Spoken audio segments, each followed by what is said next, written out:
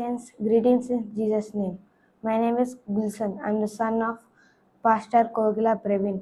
ఈరోజు దేవుడి వాక్యాన్ని మీతో షేర్ చేయడానికి వచ్చాను. ఇది నా మొదటి video. Proverbs 6 verse 6. Go to the ants, O struggle, observe her ways and be wise, which have no chief officer or ruler. Prepare her food in the summer and gathers her provision in the harvest. How long will you lie down, O struggle? When will you arise from your sleep? ఇప్పుడు మనకి అన్ని rules ఉన్నాయి, కానీ ఆన్సర్కి rules కానీ leaders కానీ ఎవరు లేరు.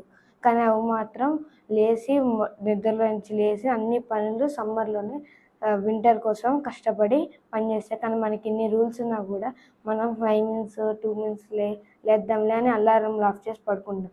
కానీ ఇక్కడ మాత్రం ఆన్స్ మాత్రం ఫ్యూచర్ కోసం కష్టపడుతున్నాయి.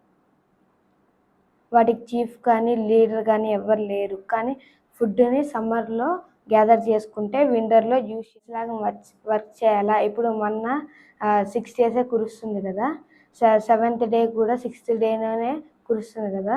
ఇప్పుడు వాళ్ళైతే ఎలా అయితే 2 రోజులకి సరిపోయేంత మన్నా తీసుకుంటారు, అలాగే యాంట్స్ కూడా వింటర్ కోసం సమ్మర్లోనే కలెక్ట్ చేసుకుంటాయి ఫుడ్ని. మనం కూడా అలా ఫ్యూచర్ కోసం కష్టపడి మన ఫుడ్ని ప్రిపేర్ చేసుకోవాలి.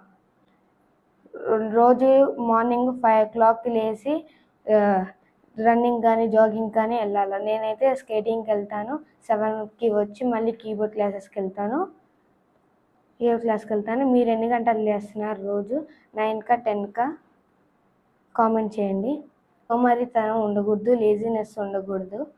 మన లైఫ్లో మనం ఎప్పుడు కష్టపడితేనే ఉండాలి, బద్ధకంగా ఉండకుండా ఎప్పుడు ఆన్స్ లాగా మనం పని చేస్తూ ఉండాలి. వాటికి రూల్స్ లేవు, చీఫ్ లేడు, ఎవ్వరు లేరు, బాస్ కూడా ఉన్నారు, కానీ మాత్రం ఫ్యూచర్ కోసం కష్టపడతాయి. మనం కూడా అలా ఫ్యూచర్ కోసం కష్టపడాలి. ఉదయాన్నే లేచి ప్రేయర్ చేసుకోవాలా, రోజు బైబిల్ చదువుకోవాలా, ప్రేయర్ చేసుకోవాలా, నైట్ పడుకునేటప్పుడు ప్రేయర్ చేసుకోవాలా, మార్నింగ్ లేచేటప్పుడు ప్రేయర్ చేసుకోవాలా. దేవుని విషయంలో ఎప్పుడు నెగ్లెక్ట్ చేయకూడదు.